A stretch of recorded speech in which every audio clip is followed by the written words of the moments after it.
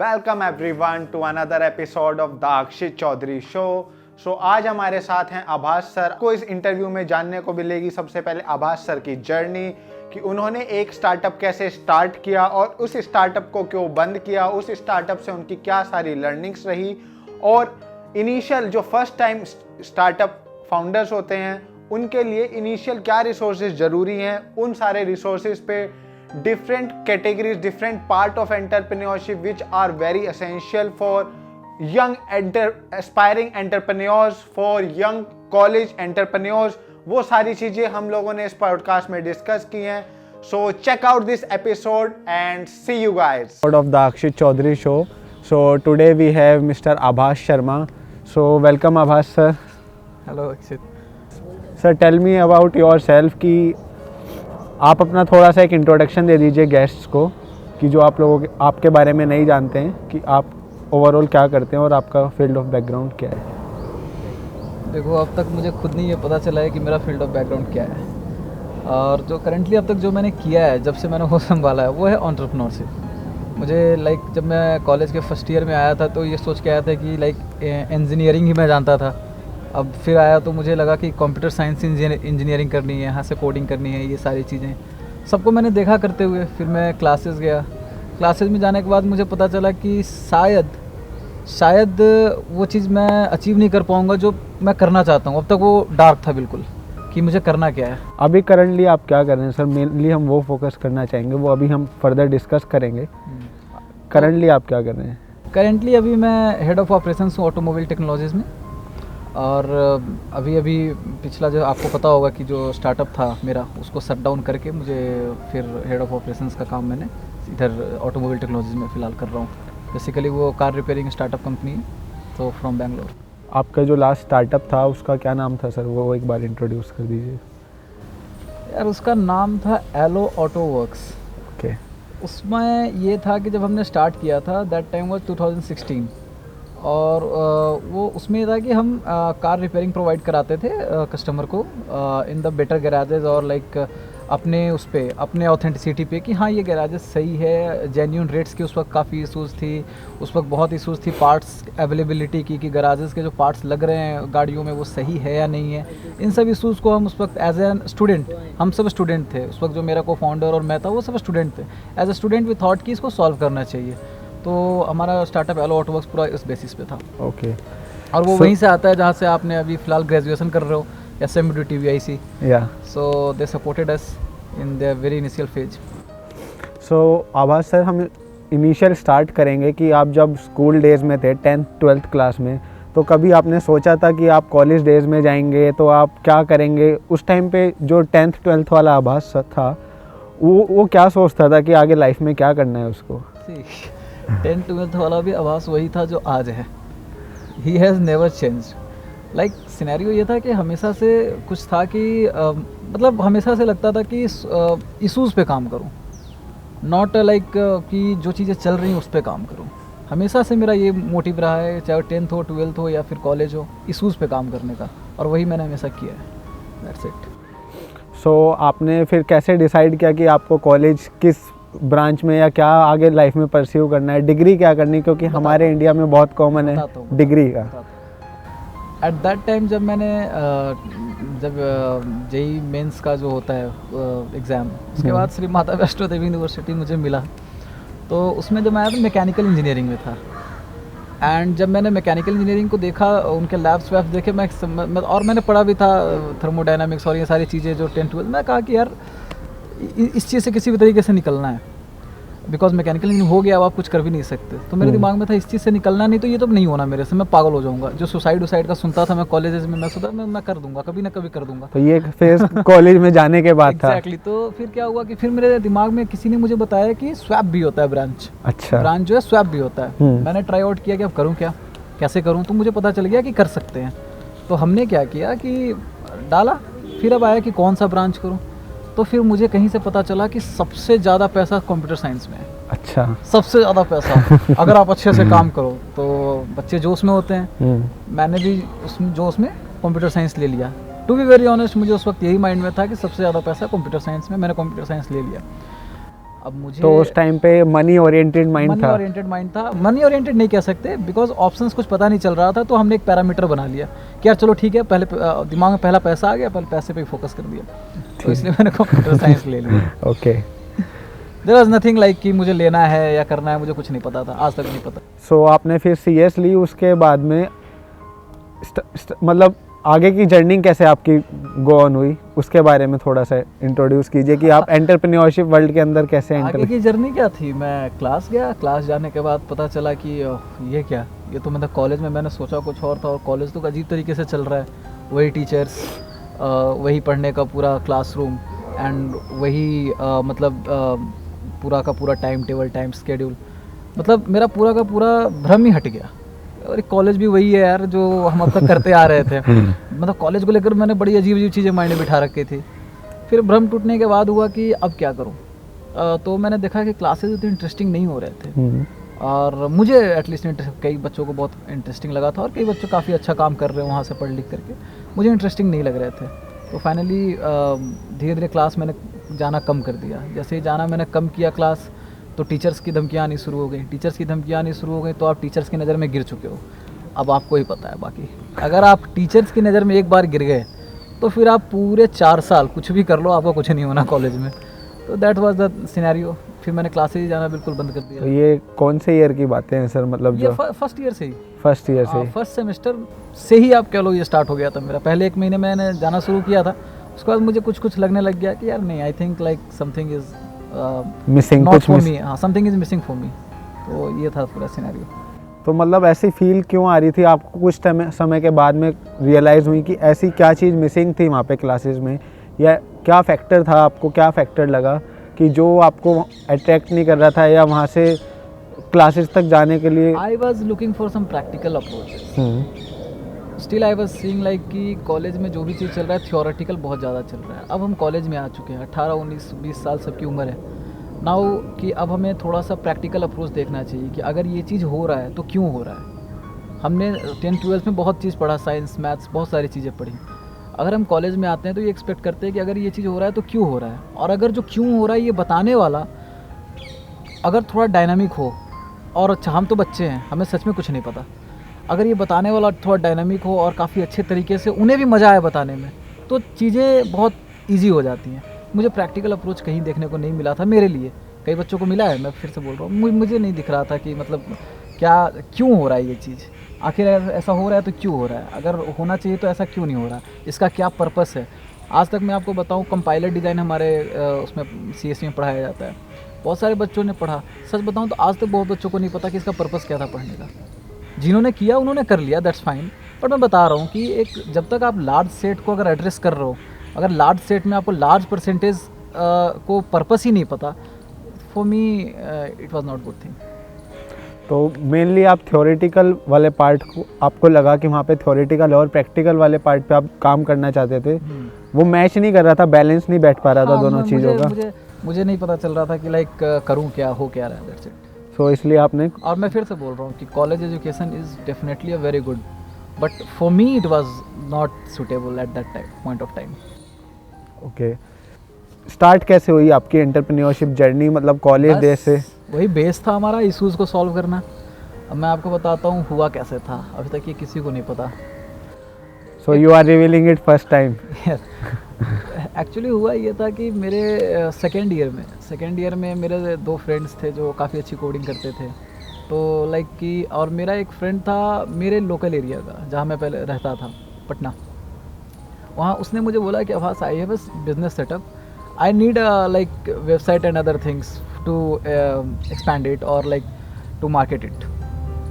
मैंने क्या किया, ठीक है, मैंने कह दिया, मुझे लगा कि कुछ इशू सॉल्व हो रहा है या फिर कुछ अपॉर्चुनिटी दिखी मुझे, मैंने कह दिया ठीक है, मुझे नहीं आती थी coding, to be very honest, आज तक नहीं आती, तो मैंने कह दिया ठीक है। अब मैंने सोचा अब मैं क्या करूँ, जोश में होते हैं हम उस समय। मैंने कह दिया कि ठीक है मैं करता हूँ, मैं करूँगा। मैंने कहा मैं क्या करूँ, मैं गया करने, मैं कहा यार मुझसे तो ये कर ही नहीं पा रहा हूँ, मुझसे होगा ही नहीं।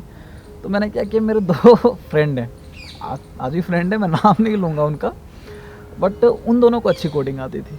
मैंने क्या किया कि उन दोनों को बताया कि देखो मुझे 30% मिल रहा है, ठीक है, तुम दोनों काम करो, 10% तुम्हारा 10% मेरा, तो हमेशा से मतलब यहाँ पे मैंने दलाली वाला काम किया, कमीशन जिसको कहते हो आप लोग, एग्रीगेटर।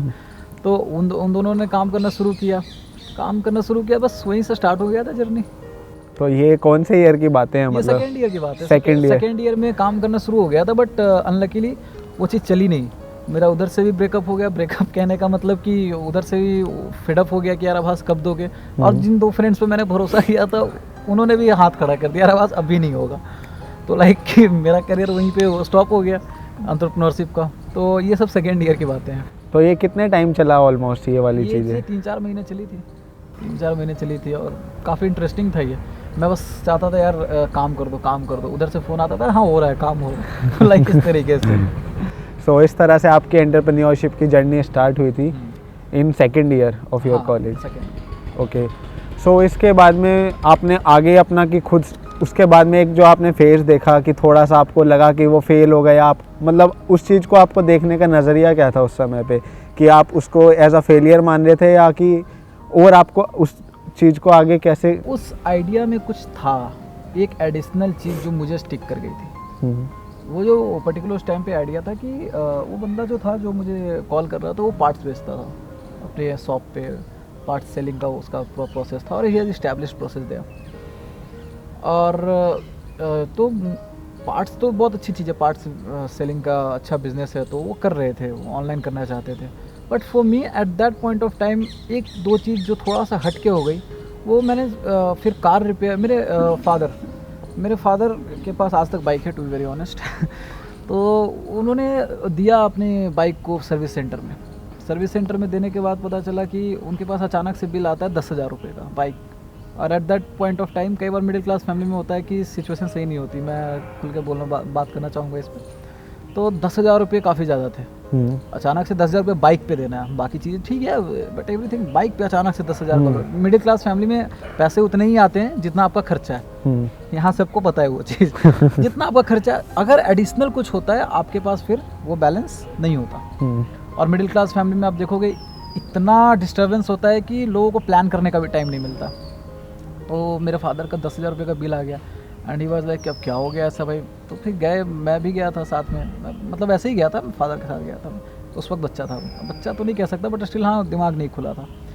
तो उन्होंने मांगा पूरा सर्विस सेंटर ने कुछ भी दे दिया बना करके। अब कुछ भी दे दिया तो इधर से फादर क्या करते हैं, अगर आपको यहाँ पे दे रखा है कि आपके कार में एक्सेल का कुछ इशू आ रहा है, एक्सेल ही होता है, कुछ इशू आ रहा है, या फिर फ्यूल पंप नहीं है, तो आपको क्या पता है या नहीं है, दैट्स इट। वो तो कुछ भी लिख देगा, पैसे 10,000 रुपये पापा को देने पड़े। तो eight that point of time जब ये चीज़ बंद हुई, पार्ट्स ऑनलाइन वो वेबसाइट बनाना बंद हुआ, तब अचानक से वो जो घटना था वो मेरे माइंड में आकर स्टिक हो गया। तो ये जो घटना हुई थी ये पहले हुई थी उस वाले आइडिया से? बहुत पहले, 2-3 साल पहले। वो अचानक से मेरे माइंड में स्टिक हो गई आकर। फिर मैंने अचानक से वो आया, फिर मैंने इन दोनों को रिलेट करना शुरू किया, तब मुझे वहाँ से थोड़ा क्लियर होना स्टार्ट हुआ, मिल गया कि मुझे करना क्या है। मैंने एक इशू पकड़ लिया था और वो इशू मिल गया, बस हमेशा से यही रहा कि जो आपने अपनी लाइफ में प्रॉब्लम इशू आपने देखा, आप उसको सॉल्व करने के लिए निकल चुके थे कि उस इशू को मेरे को सॉल्व करना है। It is not a story, ये मैं कोई स्टोरी नहीं कर रहा, दैट्स लाइक रियल लाइफ। हाँ, आपके साथ सो है तो लाइक मैं एक्सपेक्ट भी नहीं कर रहा हूँ कि ये कहीं पे कोई बहुत बड़ा कोई वो धमाका करेगा। मैं रियली बता रहा हूँ कि इट वाज द थिंग कि इस तरीके से स्टार्ट हुआ था। ओके। को फाउंडर का भी यही स्टोरी था, उसके फादर की गाड़ी कहीं फंस गई थी हाईवे पे। तो एट दैट पॉइंट जब हमने स्टार्ट किया था तब ये सब चीज़ें उतना एक्सेसिबल नहीं थी। अब बहुत कुछ हो गया है, बट पहले इतनी एक्सेसिबल नहीं थी। तो हमारे और को फाउंडर में मैच ही इस लेवल पे हुआ कि दोनों की स्टोरी सेम थी। सो यू स्टार्टेड इन 2016 और 16? ओके। तो उसी टाइम पे मतलब आपने स्टार्ट कंपनी कब रजिस्टर की थी सर, ये जो एलो वर्क्स के ना? कंपनी रजिस्ट्रेशन मेरे को ना एंटरप्रेन्योरशिप में सबसे अजीब चीज़ लगती है। अगर मैं ये चीज़ कर रहा हूँ, करने दो पहले, दैट्स इट। कंपनी 2017 मेरे फरवरी में रजिस्टर हुई थी। ओके। सो इनिशियल जब आपने स्टार्टिंग की थी, इस आइडिया पे काम करना स्टार्ट किया था, आपने टीम कैसे चूज़ की? सबसे बड़ा क्वेश्चन आता है कि हम अकेले तो काम कर नहीं सकते, खाली अकेले हम थोड़े बहुत लेवल तक काम कर सकते हैं, बट फिर हमें कुछ लोगों का साथ चाहिए होता है और वो भी उसी तरह से सोचते हो। तो ये सारी जो इश्यूज़ आते हैं, आपने उनको कैसे टैकल किया? ये कोई इश्यूज़ नहीं है, इन इश्यूज़ को हम खुद बनाते हैं। आपको टीम में बंदा चाहिए, टीम में बंदा चाहिए, आप खुद डिसाइड करो कि कौन सा बंदा आपको चाहिए, ठीक है। ये कोई इशूज़ नहीं है। आमतौर पे स्टोरीज इतनी सारी होती चली गई को फाउंडर्स को लेकर कि एक अंत में इशू आके बन गया, ठीक है। मेरा जो को फाउंडर था, सीधी सी बात है, he was my friend and he was my one of the best friend. वो मेरा बेस्ट फ्रेंड में से एक था और आई वॉज लुकिंग कि ही has that dynamic skills of management. Of course हम दोनों बच्चे थे उस वक्त, बट स्टिल मैं भी, अगर मैं बच्चा था एंटरप्रेन्योरशिप को लेकर बच्चा था, तो ऑफकोर्स बच्चों की तरह ही सोचूंगा। तो मुझे लगता था कि ही has that management skills, he has that like communication skill, जो कि एक बहुत रिक्वायरमेंट है एंटरप्रेन्योरशिप में। ही हैज़ दैट टेक्निकल स्किल। तो और सबसे बड़ी बात, वो मेरा बेस्ट फ्रेंड में से एक था। तो मैंने कोलैबोरेट कर लिया and he has that same story to that I have faced in my earlier life. So मेरा वो वहाँ से हो गया, he was happy and I was happy. That's अभी 2 दिन पहले मैंने ट्विटर पे पॉल ग्राहम से पूछा था। उन्होंने simple, Paul Graham Y Combinator के फाउंडर हैं और ही was like prestigious personality in the entrepreneurship world. उन्होंने मुझे सीधा एक लाइन का जवाब दिया, entrepreneurship is running your own business, that's it. इसके अलावा कुछ है ही नहीं एंटरप्रेन्योरशिप। इसको हम बहुत एग्जैजरेट करते हैं कि नहीं entrepreneurship, oh my he is cool guy और समथिंग लाइक दैट, नथिंग, ठीक है।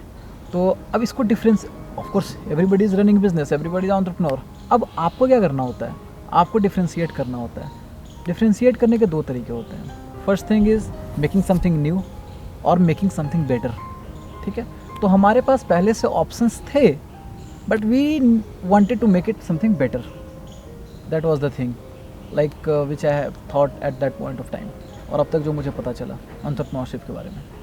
आपको कंपनी क्यों बंद करनी पड़ी, उस फैक्टर से आप क्या लेसन्स देना चाहेंगे जो यंग एस्पायरिंग एंटरप्रेन्योर्स अपना कोई भी बिजनेस स्टार्ट करते हैं या कोई भी कुछ भी स्टार्ट करते हैं एंटरप्रेन्योरशिप के वर्ल्ड में।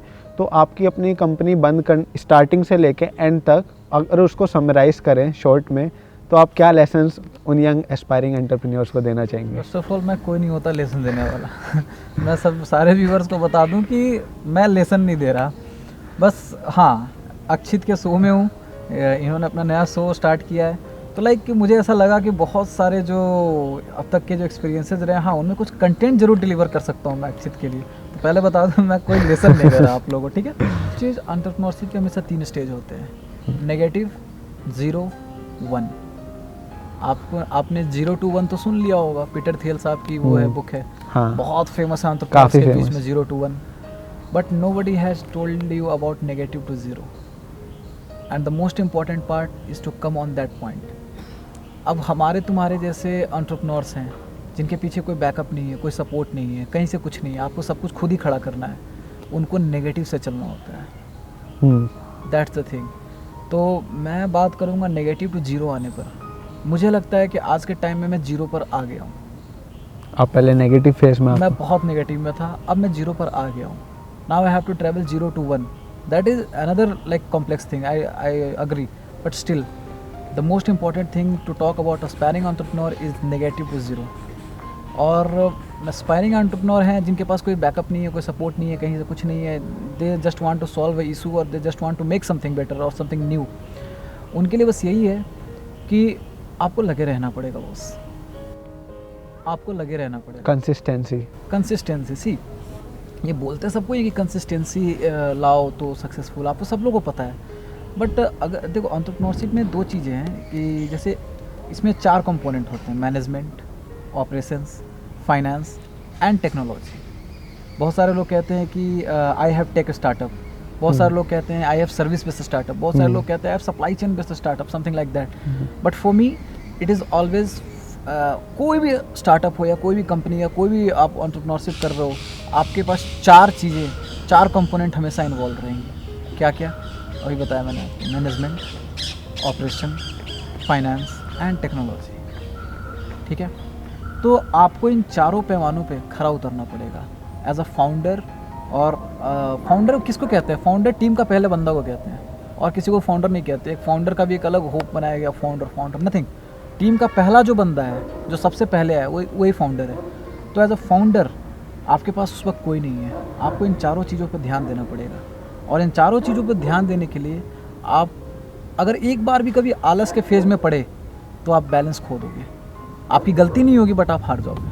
That's it. Sir in 4 points को अगर थोड़ा सा डीप में आप शॉर्ट में एक्सप्लेन करें तो व्यूअर्स को और क्लियर हो पाएंगे ये चारों चीज़ें See, like, किस तरह से अफेक्ट करती हैं एक बिजनेस को, किसी हाँ। स्टार्टअप को। अगर आप लाइक नए, मैं किन्हीं पुराने लोगों की बात नहीं कर रहा जो ऑलरेडी कर रखे हैं, मैं कॉलेज लेवल पे बात कर रहा हूँ कि कॉलेज लेवल पे के बच्चे क्या क्या सीख सकते हैं और समझ सकते हैं। उनमें पहली चीज़ तो ये कि आपको मैनेजमेंट ये कि बहुत सारे एक हायरार्ची होती है कंपनी में या स्टार्टअप में। एक सीईओ होता है, एक सीएफओ होता है, फिर नीचे ऑपरेशन एग्जीक्यूटिव होते हैं, बिजनेस डेवलपमेंट एग्जीक्यूटिव होते हैं। आपको इन पे पकड़ बनाए रखनी होगी कि कहीं से भी कोई डाउन ना हो जाए, सारी चीज़ सही चल रही है कि नहीं, ये मैनेजमेंट है। पोजीशंस को मैनेज करना। दूसरी चीज़ आती है ऑपरेशंस वो चीज़ होता है जो एक जो चीज़ है, कोई भी प्रोडक्ट या कुछ भी है, सर्विस है आपकी, वो कस्टमर तक जा रही है। इन बीच में बहुत सारे लेवल्स आते हैं, इनको मैनेज करना, it is operations. Finance, whole financial activities going on in companies, cash in cash out, each and everything is will be included in financial activities. And fourth is technology. आजकल की दुनिया में without technology, मैं ये नहीं कहूँगा कि आप आ नहीं सकते मार्केट में, आ सकते हो, हर किसी का अपना अप्रोच है, बट फॉर मी मैकडोनल्ड जो 200 साल से 200 साल कह रहा हूँ, कम से कम 70-80-100 साल से वो बिज़नेस चल रही है और उसको भी फाइनली टेक्नोलॉजी पे आना पड़ा अपने आप को रिवैम्प करने के लिए। तो टेक्नोलॉजी भी आजकल एक बहुत इंपॉर्टेंट चीज़ है। तो एज अ फाउंडर जो आप पहले बंदे हो और आप एक बंदे आपको सब कुछ करना है, तो आपको बहुत कंसिस्टेंस और बहुत वो चाहिए होता है, डेडिकेशन चाहिए होता है काम में। उसमें अगर आप थोड़ा सा भी लैक करोगे, लैक करना is not a bad thing, lack अगर आप कर रहे हो कोई गलत चीज़ नहीं है, but still you will lose the game, that's the thing. होता क्या है सर, आप काफ़ी अच्छे से आपने इस चीज़ को एक्सप्लेन किया अपने टर्म्स में, बट अगर हम बहुत बेसिक से लेके स्टार्ट करें कि जो कॉलेज लेवल में स्टूडेंट्स होते हैं उनको ये 4 कंडीशंस के बारे में पता ही नहीं होता है, फाइनेंस क्या है, मैनेजमेंट क्या है। मुझे तो खुद कुछ नहीं पता था यार कि मतलब चल क्या रहा है। मैं तो सोचता था बस करण जो मेरा को फाउंडर था प्रोडक्ट बना दे, बस प्रोडक्ट बन गया। मुझे लगता था कि यार बस जाके ऑपरेशंस देखना है, ऑपरेशंस में मुझे नहीं पता था कितने कंपोनेंट होते हैं, मैं कस्टमर ऐसे ही आ जाएंगे। जो कॉलेज लाइफ में मेनली होता है हमारे साथ, कॉलेज लाइफ में हमारे साथ में होता है कि हमें एक प्रॉब्लम दिखी और हमने देखा कि इसको ऐसे सॉल्व करना है और किस तरह से सॉल्व करना है, दैट्स ऑल। हम इस तरह से उस चीज़ को परस्यू करते हैं most of the students. That is the right thing. और मैं ये कहूँगा कि किसी भी कॉलेज के बच्चे को ये नहीं सोचना चाहिए कि उसने कुछ गलती कर दी। यही एक अप्रोच होता है हमेशा स्टार्ट करने का, and that should be the only approach. But आपने स्टार्ट तो कर दिया, लेकिन इसको खींचना भी है, तो उसके लिए आपको रेगुलर लर्निंग्स की ज़रूरत है, तो उस पर ही फोकस करना पड़ेगा। जो एक फाउंडिंग मेंबर होता है स्टार्टिंग में, वो सबसे क्रूशियल पार्ट प्ले करता है किसी भी स्टार्टअप या किसी बिजनेस को ग्रो करने में। तो आप उस फेज़ में रह चुके हैं सर, तो आप उसका मतलब टीम के प्रति और पूरे इकोसिस्टम के प्रति जो एक हमारी ऑर्गेनाइजेशन है या सो कॉल्ड स्टार्टअप या बिजनेस है, उसके प्रति क्या क्या रिस्पॉन्स। तुमने एक ही चीज़ गलती कर दिया, स्टार्टअप में सो कॉल्ड लगा दिया, ऑर्गेनाइजेशन और बिजनेस हमें वहाँ पे बोलना चाहिए, so called organisation, so called business. Startup को क्लीन रहने देना चाहिए।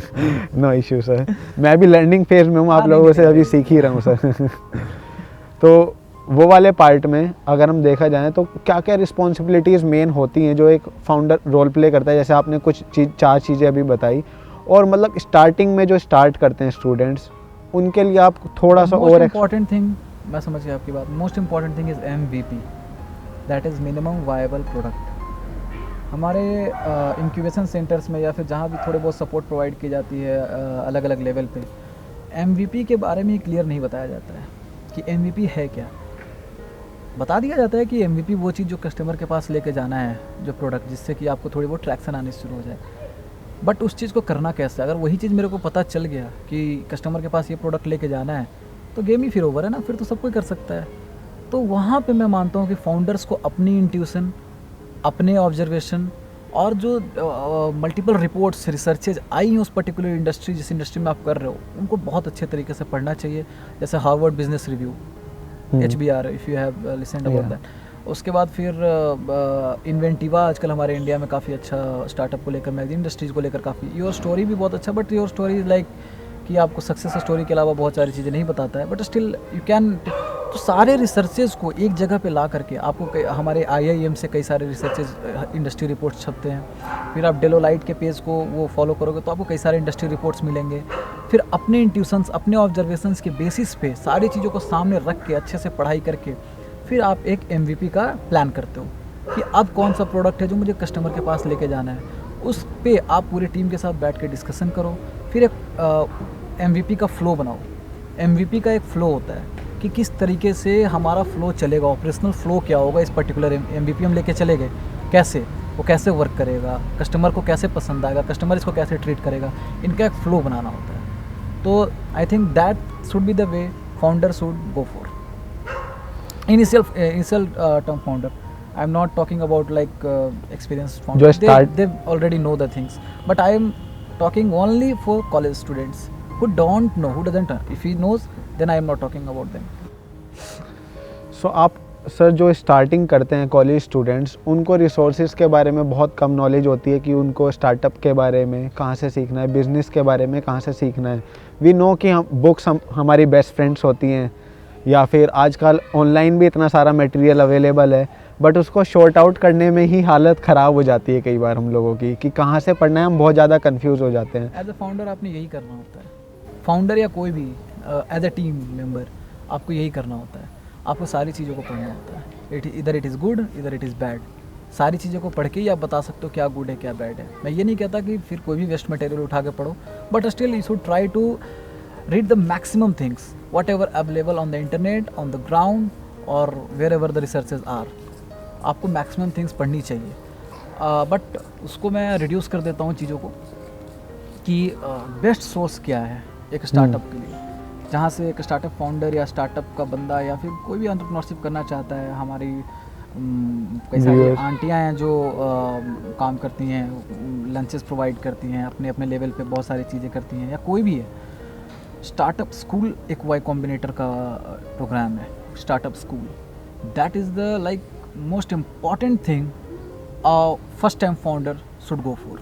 वहाँ पे बहुत अच्छे तरीके से जिन्होंने Y कॉम्बिनेटर एक एक्सेलरेटर है, Y कॉम्बिनेटर में जितने लोगों ने भी स्टार्टअप किया है, वो कोई अलग से मैनेजमेंट का बंदा आके, ग्रोथ का बंदा आके कुछ नहीं पढ़ाता है। जो जिसने स्टार्टअप किया, सक्सेसफुल हो रखा है, वो आते हैं, वो अपने एक्सपीरियंसेस बताते हैं, काफ़ी अच्छे तरीके से चीज़ों को क्लस्टर करते हैं और वो स्टार्टअप के फाउंडर्स को देते हैं। तो मुझे लगता है कि वो एक ऐसी जगह है जो हर स्टार्टअप फाउंडर को एक ना एक बार जाना ही चाहिए, और इनिशियल फेज में चले जाओ मच बेटर है। मेरे को नहीं पता था, मेरे को इधर आके करेंटली पता चला 1-1.5 साल से, तो मैंने कहा कि perhaps I would have been used it earlier. So कितने आवर्स का वो प्रोग्राम है, और ये फ्री है या पेड है सर? ये बिल्कुल फ्री है, ये प्रोग्राम आवर्स का नहीं है। If you will take it in hours देन ये प्रोग्राम तब तक का है जब तक कि आप सक्सेसफुल ना हो जाओ, from negative to one, that's the thing. ये आवर्स का नहीं है। उसमें जो चीज़ें की बताई गई हैं वो प्रैक्टिकल अप्रोच है। अगर उसमें बताया जा रहा है कि कस्टमर्स को इस तरीके से ग्रैब करना है, तो वो 40 मिनट का कोर्स, 40 मिनट की लेक्चर है, बट अगर आप उसका प्रैक्टिकल करोगे तो आपको उसको 2 साल लग जाएंगे, क्योंकि कस्टमर्स ग्रैब करना is the most important thing in the startup, that's the thing. So you can count it in an our, okay. और खासकर एंटरप्रेन्योरशिप को स्टार्टअप में आओ तो आवर गिनना छोड़ दो, because it takes lot of year to get success, and if you will count it in an hour then you are going to vanish. I am clearly saying this. So आपने जैसा बताया कि आप ये practical approach यहाँ से हमें रखनी पड़ेगी। तो आपने जो कॉलेज वे बैक जो हम कॉलेज की बात कर रहे थे, तो आपने कॉलेज भी इसी अप्रोच के साथ आपने क्लासेस जाना बंद कर दिया था कि आपको प्रैक्टिकल वहाँ पे फील्ड नहीं लग रहा था, और जो आपने मन भी नहीं लगता था। मन भी नहीं लगता था। ऐसी बात है, मैं ये नहीं कहूँगा कि वो मैं कोई नहीं, मन भी नहीं लगता था मुझे पढ़ने में। तो बट वाई कॉम्बिनेटर का जो ये प्रोग्राम है स्टार्टअप मुझे स्कूल, अच्छा लगा। तो सिर्फ वाई कॉम्बिनेटर ही नहीं है, वाई कॉम्बिनेटर का स्टार्टअप स्कूल ही नहीं, और भी कई सारे हैं। हमारे स्टार्टअप इंडिया पे जो अपग्रेड का एक प्रोग्राम है, मैं इनिशियल टाइम फाउंडर्स को ये चीज़ बताना चाहता हूँ कि अगर उनको रिसोर्स चाहिए तो कहाँ से मिलेगा। स्टार्टअप इंडिया का जो अपग्रेड का एक वो है एंटरप्रेन्योरशिप के लिए गवर्नमेंट ऑफ इंडिया ने बनाया, वो कोर्स भी काफ़ी अच्छा है इनिशियल लेवल पे। काफ़ी अच्छा तो नहीं कह सकता, बट हाँ है, आप बहुत कुछ सीख सकते हो वहाँ से। वहाँ से आप कंपनी को इनिशियल लेवल पर किन किन चीज़ों का ध्यान रखा जाता है, मैनेजमेंट इन्फॉर्म MIS, KPI की परफॉर्मिंग इंडिकेटर, कैसे ग्रॉस रेवेन्यू को काउंट करते हैं, कैसे ऑपरेटिंग प्रॉफिट को काउंट करते हैं, ये सब कौन कौन से टर्म है जो एक बंदा MBA नहीं कर सकता, बट ये सब चीज़ें जानकारी रखनी जरूरी है, वो आप उस कोर्स में बहुत अच्छे तरीके से बताया गया है, तो you can go for that. So आपने 2 कोर्सेज बताए, एक वाई कॉम्बिनेटर का स्टार्टअप स्कूल हाँ। और एक अपग्रेड का स्टार्टअप इंडिया हाँ, के थ्रू। HBR आप उसको फॉलो कर सकते हो, HBR हार्वर्ड को follow बिजनेस कई सारे मीडियम पे ब्लॉग्स हैं, आप उनको फॉलो कर सकते हो। सी आपको पढ़ने की आदत डालनी पड़ेगी, अब पढ़ने की आदत डालनी पड़ेगी। इसे फर्स्ट टाइम फाउंडर क्या सोचते हैं, मेरे पास हार्ड बुक होनी चाहिए, नहीं। पढ़ने की आदत का सीधा मतलब होता है कहीं से भी कुछ सीखने को मिल रहा है, आपको वहाँ पे अपना माइंड लगाना पड़ेगा, तो दैट इज़ द थिंग, पढ़ने की आदत उसको कहते हैं। सो आप कुछ आर्टिकल्स, जैसे आपने हार्वर्ड बिजनेस रिव्यू के बारे में बताया, और कुछ ऐसे एसेंशियल आर्टिकल्स जो आपको लगता है कि इनिशियल फेज़ में अगर आपको उन चीज़ों की नॉलेज होती। पॉल ग्राहम के बहुत सारे ब्लॉग्स हैं जो आप लोगों को फॉलो करने चाहिए। पॉल ग्राहम के ब्लॉग्स का ग्रोथ पे उन्होंने काफ़ी अच्छा लिखा है, उन्होंने एक्सपेंसन पे काफ़ी अच्छा लिखा है, पहले को फाउंडर्स या टीम कैसे बिल्ड करे उस पर काफ़ी अच्छा लिखा है, तो पॉल ग्राहम को आप लोग फॉलो कर सकते हैं। फिर आप लोग सैम एल्टमैन को फॉलो कर सकते हैं। मैं चाहता तो इंडियन नेम्स भी ले सकता था, but to be very honest मुझे इंडिया में बहुत कम ऐसे लोग मिले जहाँ से मैं as an initial time founder जिसके पास कोई बैकअप नहीं है वो सेटिस्फाई फील कर सके। मैंने इंडिया में एक अप्रोच देखा कि फंडिंग ड्रिवन माइंडसेट है सभी का, कि अगर फंडिंग मिल गई यू आर सक्सेस, चाहे आप कुछ भी कर लो you are success, you have got the name fame and all that. पता नहीं सब लोग उनके पीछे भाग रहे हैं, तो मुझे वहाँ से थोड़ा प्रॉब्लम है, इसलिए मैं उन चीज़ों को फॉलो करता हूँ जहाँ पे एंटरप्रेन्योरशिप की रियल मीनिंग एग्जिस्ट करती है, and that is to run a business in a most efficient way that contributes in the economy of a country, that's it. So sir ने जितने भी आर्टिकल्स और कोर्सेज बताए हैं मैं उनका लिंक नीचे डाल दूंगा जिससे आप लोग उसको चेकआउट कर पाएँ इजीली। मैं और भी बहुत कुछ बता दूंगा, लाइक तो और भी जो सपोर्टिंग मटेरियल सर कोर्सेरा पे आपको बहुत सारे एक इजराइल यूनिवर्सिटी के थ्रू आइडिया टू स्टार्टअप करके एक बहुत अच्छा एक वो है कोर्स है, आप उसको फॉलो करो। They will give a practical approach brother, you will not get it in like this place what ever you do, that is the thing. Startups के बारे में बता दूं कि वाई कॉम्बिनेटर ने किस तरह के स्टार्टअप्स को वो किया है। एक वीमेन है वहाँ पे USA में जिन्होंने डॉग, ये वहाँ पे मेरे को पता नहीं यार उसको इंग्लिश में क्या बोलते हैं, कुत्तों को पालने का बड़ा वो है, शौकीन है सभी। तो जब वो ऑफिस वर्क पे जाते हैं तो डॉग केयर समझ लो आप, डॉग केयर का काम उन्होंने बड़े अच्छे से किया। वाई कॉम्बिनेटर ने उनको सपोर्ट किया और काफ़ी अच्छे तरीके से बहुत ही पीसफुल स्टार्टअप उन्होंने बिल्ड किया ग्रोथ के साथ। तो समझ गया ना एंटरप्रेन्योरशिप का मतलब क्या है। This is not should be like कि फंडिंग ड्रिवन अप्रोच होना चाहिए, efforts driven approach much better है एंटरप्रेन्योरशिप के लिए। ऑलराइट, तो सर ये तो हमारी कुछ रिसोर्सेज की बात हो गई जो एंटरप्रेन्योर्स को अगर इनिशियल फेज़ में अगर वो इन रिसोर्सेज से स्टार्ट करें तो काफ़ी अच्छे से वो ग्रो कर सकते हैं आई गेस। सर इसके अलावा जैसे कुछ आर्टिकल्स आपने बताए, कुछ बुक्स अगर आप सजेस्ट करना चाहें। No books. Reason for not suggesting any book? Because this world, अब जो वर्ल्ड है ना वो बहुत इंफॉर्मेशन के मामले में डायनामिकली चेंज हो रहा है। ठीक है, आप एक बुक लोगे, पता चला कि उसका इन्फॉर्मेशन कुछ और चेंज हो गया है दूसरे बुक में। बुक को फॉलो, हमारे पास पड़ा हुआ है बहुत सारी चीज़ें, वो बुक भी ऑनलाइन पढ़ी है, और जब हम उस बुक को पढ़ेंगे तो और जो कुछ नए अप्रोचेज आए वो भी ऑनलाइन पड़ा हुआ है। तो why don't go it and read it online, all the things online stops. मैं ये नहीं कहता, कई लोगों को हार्ड बुक पढ़ने की आदत है, दैट्स फाइन, मैं भी काफ़ी सारे हार्ड बुक्स पढ़ता हूँ, तो दैट्स फाइन, बट मैं रिकमेंड नहीं करूँगा कोई बुक, बिकॉज सारे जो बुक होते हैं वो सेल्फ हेल्प बुक्स होते हैं। सब ने सिर्फ सेल्फ हेल्प बुक्स लिखा है कि ऐसे कर दो, हिम्मत बनाए रखो, कंसिस्टेंसी बनाए रखो, दुनिया बदल जाएगी, तुम्हारे अंदर इतनी ताकत है, ऐसे नहीं, मैं नहीं चाहता। इससे बेटर मैं अच्छे लोगों को फॉलो कर लेता हूँ जो कि प्रैक्टिकल अप्रोच बताते हैं कि हाउ टू अचीव ग्रोथ पे उनका क्या सोचना है, how to manage the operations पे जो रियल कंपोनेंट एग्जिस्ट करती है एक बिजनेस में, उस पर जो अपनी बात रखते हैं, बुक ही नहीं कहीं भी, मैं उनको फॉलो करूँ। सर बुक्स के अलावा या ई कोर्सेज के अलावा आप और क्या अप्रोच सजेस्ट करेंगे यंग एंटरप्रेन्योर्स को जो वहाँ से सीख सके? जैसे इंडिया के अंदर जो मेरे को पता है आज के टाइम में पॉडकास्ट काफ़ी ज़्यादा ट्रेंड में चल रहा है, जैसे ये भी एक पॉडकास्ट का ही बात है, पॉडकास्ट या ऑडियो बुक्स, उनके बारे में आपका क्या सजेशंस या क्या ऐड रहेगा? Podcast is really great thing. उसका सिनेरियो ऐसा था कि मेरे पास स्क्रिप्ट की सब्सक्रिप्शन थी पहले, जब मैं बहुत ज़्यादा सीखने की कोशिश करता था चीज़ों को।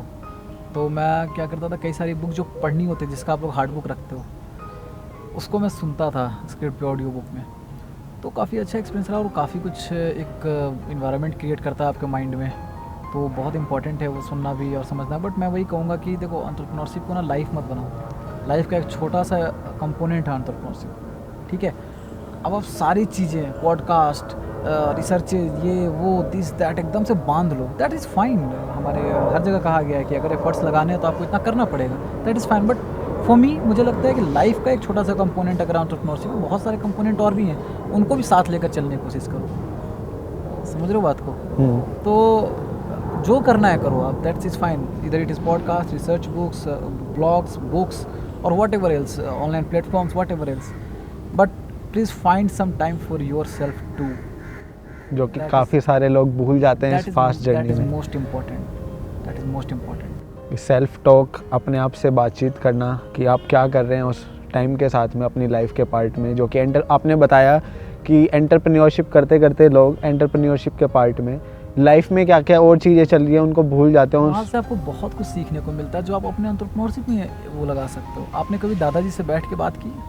मैंने तो की, मतलब, बट मैं आजकल देखता हूँ काफ़ी सारे लोग नहीं करते हैं। आपको जितनी वो लेसन्स दे जाएंगे ना एग्जीक्यूट करने को, मैं गारंटी दे सकता हूँ, एक्सपीरियंस से बड़ा लेसन कुछ नहीं होता, उससे बड़ा लेसन कुछ नहीं होता। और एक्सपीरियंस पर्सन से अगर कुछ मिलता है, सिर्फ बैठ के बातें करो। तो सर, आप क्या एडवाइस जो यंग एंटरप्रेन्योर्स होते हैं उनको क्या अपनी तरफ से एडवाइस देना चाहेंगे, जो कि उन लोगों को वो इन्फॉर्मेशन ईजीली अवेलेबल नहीं होती या और इम्पोर्टेंट होती हैं काफ़ी सारी ऐसी चीज़ें, तो आप उनके बारे में क्या कहना चाहेंगे? कुछ स्टार्टअप के टाइम पे ना, पहली चीज़ तो होती है MVP।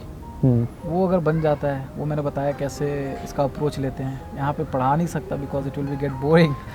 सो पहली चीज़ तो MVP हो गई। दूसरी चीज़ होती है कि अब MVP तो हो गया, कस्टमर को कैसे दें? फ्री भी नहीं दे सकते हैं। If it is totally tech product तो हमने थोड़े दिन का ट्रायल दे दिया, फ्री ट्रायल, बट स्टिल मान लो ये सर्विस है या फिर कोई प्रोडक्ट है, तो वो कैसे दें? प्राइसिंग कैसे डिसाइड करें उस प्रोडक्ट तो की? ये एक बहुत इंपॉर्टेंट टर्म आता है एक इनिशियल टाइम फाउंडर के लिए, और उसको पता नहीं चलता है, वो डरता है कि अगर मान लो मैंने रियल प्राइसिंग रख दी तो ये हो जाएगा, कहीं ज़्यादा तो नहीं मांग लिया, कहीं कम तो नहीं मांग लिया। समझ, ये सारी चीज़ें हैं। तो इस पे बस यही कहूँगा कि इनके ना 3 कंपोनेंट होते हैं, value, cost and then price. आप हमेशा ये चीज़ देखो कि उस पर्टिकुलर प्रोडक्ट की वैल्यू क्या है। वैल्यू कैसे डिसाइड करते हैं? वैल्यू वो चीज़ है जो कस्टमर मैक्सिमम कितना पे कर सकता है। Getting my point? ये चीज़ है वैल्यू। कॉस्ट आपको कितना लगा बनाने में, ठीक है, कॉस्ट उसको कहते हैं। और प्राइस वो जो आप कस्टमर से ले रहे हो, that should always be less than the value and more than the cost. दोनों के बीच में कहीं एग्जैक्टली। अब आप एप्पल का देखोगे, एप्पल का अब मान लो कि $700 एप्पल की वो है वैल्यू है। कस्टमर, जब मैं उस वक्त की बात करूँ, $700 अगर कस्टमर पे करना चाहता है एप्पल को उस प्रोडक्ट के लिए, और एप्पल को बनाने में लगे $100 मात्र, ठीक है, और एप्पल ने प्राइस कर दिया $649। समझ रहे हो मेरी बात को? तो एप्पल ने कैसे प्राइसिंग तय किया? वैल्यू को देखकर। What ever the cost is, I don't care, customer इसके लिए इतना तक पे कर सकता है, उस लेवल तक वो गया, मैक्सिमम, ऑलमोस्ट मैक्सिमम तक गया, जो कि जाना नहीं चाहिए। यू विल मुझे लगता है कि कॉस्ट ड्रिवन होना चाहिए प्राइसिंग। तो अब एप्पल को लगा $100 और $649, $549 कंपनी मार्जिन हो जाता है। तो आप भी इस तरीके से चेक कर सकते हो कि वैल्यू, कस्टमर मैक्सिमम कितना पे कर सकता है। 4-5 कस्टमर, 10 कस्टमर, 20 कस्टमर, 100 कस्टमर से बात करके देखो कितना मैक्सिमम पे कर सकता है उस पर्टिकुलर प्रोडक्ट के लिए, आपको बनाने में कितना लगा, and then you should keep your pricing in mid of that. तो एक प्राइसिंग का भी फैक्टर आता है, ये चीज़ मैं मानता हूँ। और थोड़ी बहुत ऑपरेटिंग प्रॉफिट, ग्रॉस प्रॉफिट। अभी भी मैं एक बात बता दूँ अक्षित, बहुत सारे जो इनिशियल टाइम के जो स्टार्टअप एंटरप्रेन्योर्स होंगे, कई सारी चीज़ें, बहुत सारी कन्फ्यूज़न है ऑपरेटिंग प्रॉफिट को लेकर। ऑपरेटिंग प्रॉफिट क्या होता है, ग्रॉस प्रॉफिट क्या होता है, आपको अभी ईबिट क्या होता है, जो टैक्सेस वगैरह, ये सारी चीज़ें। फिर नेट प्रॉफिट क्या होता है। मैं आपसे, आपने एंटरप्रेन्योरशिप के उसमें मैं आपसे पूछ सकता हूँ ये चीज़। मैं गारंटी। नहीं, मेरे को खुद नहीं पता है sir. It is the problem कि हम लोग को इन सब चीज़ों पे खुल के वो करना चाहिए, डिस्कशन करने चाहिए चीज़ों को। तो प्राइसिंग को लेकर मेरा ये अप्रोच है, ऑपरेशंस कॉस्ट को लेकर ये अप्रोच है कि थोड़ा अच्छे से हम जाने कि operating profit, net profit, gross profit में क्या डिफरेंस है, हम कैसे एक कैश फ्लो स्टेटमेंट बनाते हैं। ये सारी चीज़ों को लेकर मुझे लगता है कि आप लोग को तो सर जो आपने कोर्सेज अभी हमारे साथ शेयर किए थे, क्या अगर हम वो सारे कोर्सेज लेंगे तो ये सारे जो हमारे डाउट्स कन्फ्यूजन है वो आपको क्या लगता है किस लेवल तक वहाँ पे हमारे शॉर्ट आउट हो जाएंगे अगर वहाँ पे हम प्रैक्टिकल अप्रोच रखें उस चीज़ के साथ में, सीखने के साथ में? आप एंटरप्रेन्योरशिप में आए हो, आप स्टार्टअप कर रहे हो, तो आप कहीं से भी जादू या चमत्कार की वो एक्सपेक्टेशन नहीं कर सकते। आपको जितना मिल रहा है लो, अगर फिर भी आपको कुछ मिसिंग लगता है उसके लिए जाओ। ये मैं नहीं कह सकता कि उन चीज़ों में सारी चीज़ें मिल जाएंगी, नहीं, ऐसा नहीं होता। What if you are making something new जो एग्जिस्ट ही नहीं करता है, एग्जिस्ट ही नहीं करती, क्या करोगे? उसके लिए कहाँ से नॉलेज लाओगे? समझ रहे हो मेरी बातों को? तो इन चीज़ों को थोड़ा सा, कहीं से मैं ये नहीं कह सकता कि सारी चीज़ें मिल जाएंगी, बट स्टिल जितनी मिल सकती है उतनी लेने की कोशिश करो। और मैं इतना कह सकता हूँ कि एक स्टार्टअप चलाने के लिए जितना मैंने बताया है, इनिशियल टाइम लड़कों के लिए बहुत इनफ है। सबसे भी मोस्ट इम्पॉर्टेंट कि आपको डेडिकेशन बनाए रखना होगा। You are not going to be like famous entrepreneur within 1 year. ठीक है, आप देखो बहुत बिरले होते हैं उस तरीके से, मैं ये नहीं कहता नहीं होते हैं, बिरले होते हैं।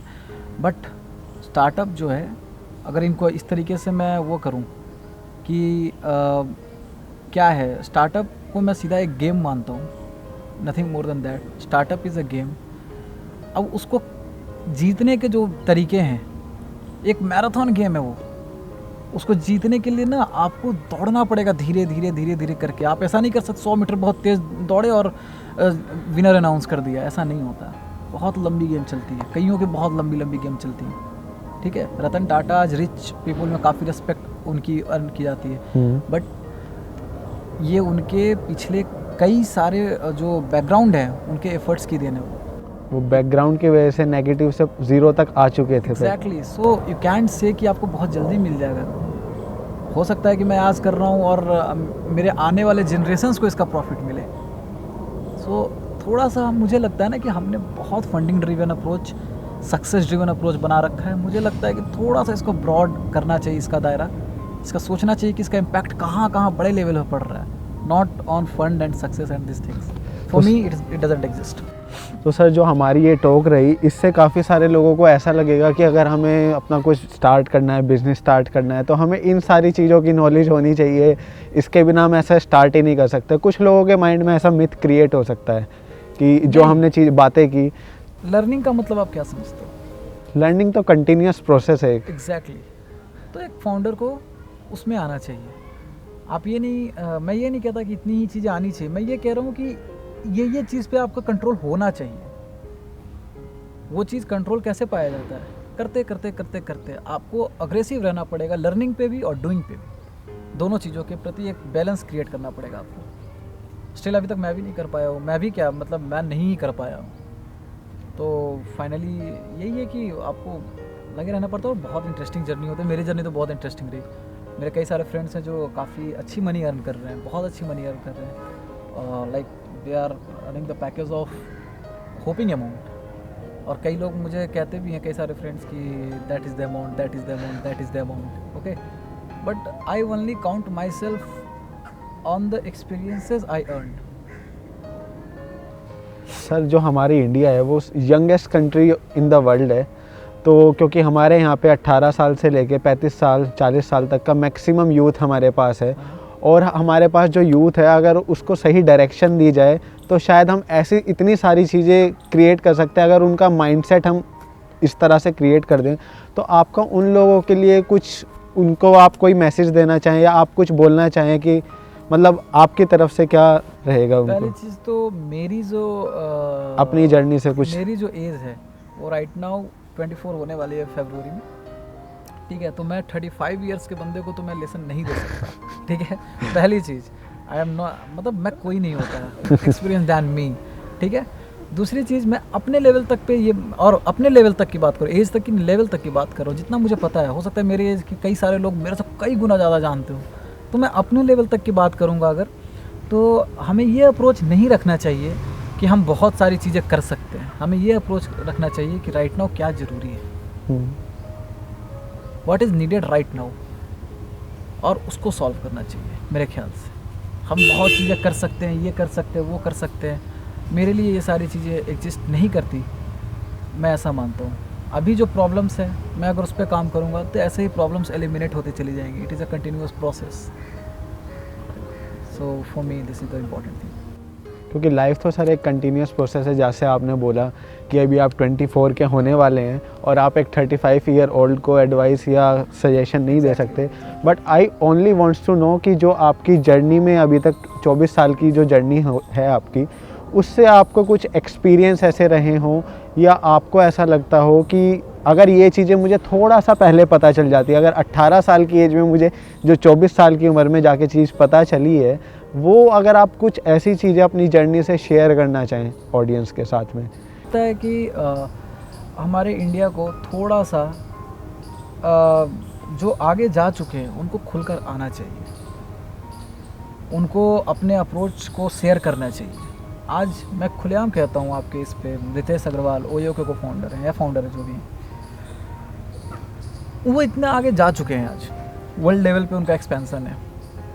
उनको आ करके अपनी इनिशियल लेवल्स के ग्राफ्स, अप्स एंड डाउन जो हो कंपनी में हुए इनिशियल फेजेस में, वो दिखाना चाहिए बच्चों को कि इस तरीके से हमने स्टार्ट किया और इसका प्रूफ ये। आप बोल दो कि इस तरीके से हमने स्टार्ट किया, बच्चों के अंदर 10 मिनट के लिए बैठ भी जाएगा। बट अगर आप उस ग्राफ को दिखाते हो या फिर इनिशियल जो डिफ़िकल्टीज़ फेस करी उसको कैसे सॉल्व किया, उसका कोई डॉक आपके पास पड़ा है, वो बच्चों को दिखाना चाहिए प्रैक्टिकली। एग्जैक्टली। तो बहुत सारे ऐसे फाउंडर्स हैं, जैसे मैं नाम लूँगा, एक है राहुल housing.com के। उनका है कि उनका कई बहुत तेज़ी से वो चढ़े और अचानक से डाउन हो गए। He should come out and share his approach कि अचानक से ऐसा क्या हुआ कि आप तेज़ी से बढ़े और अचानक से ऐसा क्या हुआ कि आप एकदम साइलेंट हो चुके हो। ये सारी चीज़ें शेयर करनी चाहिए। मुझे लगता है कि इंडिया को बस शेयर्ड अप्रोच रखना चाहिए। जो भी आगे जा रहे हैं, पीछे की रिस्पॉन्सिबिलिटीज़ को समझते हुए आगे के बच्चों को लाने के लिए उनको बस शेयर करना है चीज़ों को। That's why US is much far ahead than us. That's why only reason they keep shareable approach. इसलिए सिलिकॉन वैली का हम नाम लेते हैं। कभी सिलिकॉन वैली में आप उसको अच्छे से स्टडी करना, कितना शेयर लोग एक दूसरे से बहुत सारी चीज़ें कर रहे होते हैं। हर स्टार्टअप कुछ ना कुछ एक दूसरे से, देयर आर नथिंग लाइक कि लीक हो जाएगा इन्फॉर्मेशन। इंडिया में बहुत ज़्यादा ये चीज़ें हैं। तो मुझे लगता है कि शेयर करो, बहुत सारे बच्चों को बहुत कुछ सीखने को मिलेगा। जितना आपका नुकसान होगा उससे कहीं ज़्यादा देश को फ़ायदा होगा। तो हम एक्सपेक्ट करेंगे कि जितने भी व्यूअर्स इसको देख रहे हैं और आगे वो भी ग्रो करेंगे अपनी अपनी इंडस्ट्रीज़ में, तो वो भी अपनी तरफ से कुछ कंट्रीब्यूट कर पाएंगे कि जो उन्होंने सीखा वो अपनी जर्नी के थ्रू कुछ शेयर करें, जिससे कि जो यंग आने वाला यूथ है उसको कुछ बेनिफिट्स मिले, प्रैक्टिकल चीज़ें शेयर करें। और मैं अक्षित के साथ आऊँगा दोबारा। एग्जैक्टली। और वी वांट कि सर आएँ। उसमें मैं दिखाऊंगा कि मैं थोड़ा अपने प्रैक्टिकल चीज़ों को दिखाऊंगा कि how the company is running and how the things are going on in our at our initial phases and now mid phases. 0 to 1 की जर्नी क्या रहती है मैं दिखाऊंगा, नेगेटिव भी दिखाऊंगा, सारी चीज़ दिखाऊंगा। मेरे ख्याल से मुझे लगता है दिखाना चाहिए। वो फेज़ भी आएगा। तो आज हमारे पास टाइम है, आज 23 दिसंबर 2019 है जब हम ये रिकॉर्ड 23 दिसंबर, तो वो फेज़ भी आएगा और हम फिर आप लोगों से एक बार ऐसे ही मुलाकात करेंगे किसी फिर ऐसे ही पार्क में या कहीं और लोकेशन पे। इट इज़ नॉट लाइक कि मैं किसी को लेसन नहीं दे रहा। It is just my experiences sharing with Akshay, that's it. Please keep it till that extent. So as we all know कि हम ह्यूमन बीइंग्स हैं और हम टाइम के साथ में ग्रो कर रहे हैं सर। तो नो वन इज़ मतलब no one is perfect. Exactly. कोई भी वर्ल्ड में परफेक्ट किसी भी फील्ड में नहीं है। We all are growing. Exactly. So हम अपने एक्सपीरियंस जो हम लोगों को हुए हैं टिल सो कॉल्ड जितना भी हमें टाइम हुआ है, वही हम एक्सपीरियंस को ही शेयर कर रहे हैं एग्जैक्टली एक दूसरे के साथ में।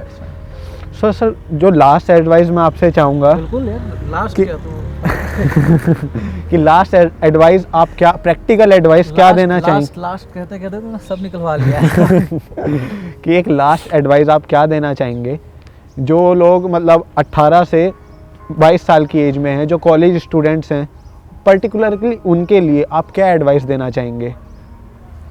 नॉट ज़रूरी नहीं है कि वो एंटरप्रेन्योरशिप से रिलेटेड ही हो, कुछ भी एक पर्टिकुलर एडवाइस जो आप इस यूथ मेन जो कॉलेज यूथ है उसको देना चाहेंगे? Don't give up too early because you have started in the earliest phase you can. The only thing I want to say. So thank you sir for being on this show. Thank you, Akshit. I hope कि आप फिर से वापस आएंगे हमारे साथ बहुत जल्द पता नहीं और देखो, मैं रहता हूँ तो जरूर.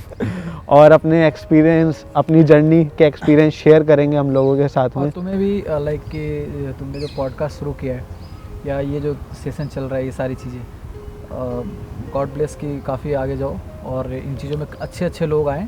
Thank you sir. ज़रूरी नहीं है कि मतलब लोग सिर्फ ये देख कर के अक्षित के पास कितने सब्सक्राइबर्स हैं, कितने क्या हैं, कितने क्या नहीं है.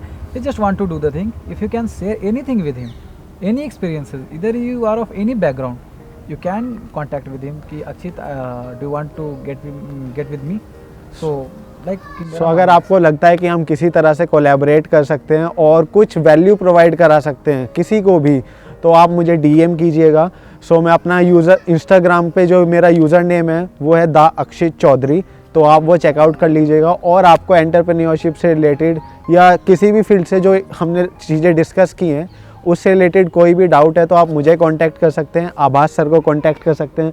सर आपका इंस्टाग्राम पे यूज़र आईडी सर को नहीं कोई क्वेश्चन है? ठीक है, तो मैं नीचे डिस्क्रिप्शन में लिंक डाल दूंगा अपनी भी प्रोफाइल का और आभास सर की लिंक्डइन प्रोफाइल का भी और इंस्टाग्राम प्रोफाइल का भी. ठीक है, तो आप वहाँ पे सारे डाउट्स पूछ सकते हैं. So thank you guys for being on this podcast. And the most important thing, Merry Christmas to everyone. I hope आप लोगों को यहाँ इस पॉडकास्ट से काफ़ी सारी वैल्यूएबल चीज़ें सीखने को मिली होंगी. और अगर आपको यहाँ से कोई भी आपकी लर्निंग रही हो इस पॉडकास्ट के थ्रू, तो वो लर्निंग आप हमें इंस्टाग्राम पे या कहीं पे भी शेयर कर सकते हैं और हम लोगों को टैग कर सकते हैं, जिससे कि हमें थोड़ा सा पता चले कि हमने कुछ आपकी लाइफ को बेहतर बनाने के लिए थोड़ा सा अपनी तरफ से कुछ भी कंट्रीब्यूट किया. दैट विल मेक अस मतलब हमें इनसे ये भी इंस्पायर करेगी. अगर ये किसी प्रकार का कोई हसल फेस कर रहे हैं या कुछ भी कोई भी हसल है, please share, we will make it interesting. या ऑफ कोर्स, तो आप उस तरह का भी चीज़ शेयर कर सकते हैं हमारे साथ में. एंड वी होप कि अगर आपका फिर उसके बाद में भी कोई डाउट हो या कुछ इससे रिलेटेड डाउट हो, तो मैंने बताया वो चीज़ हम लोगों ने ऑलरेडी डिस्कस की कि हम उसका भी आंसर देने की कोशिश करेंगे. वेदर भी काफ़ी बढ़िया है मेरे ख्याल से. बहुत बढ़िया है. या सो एक बार मैं वेदर भी आपको दिखा दूंगा.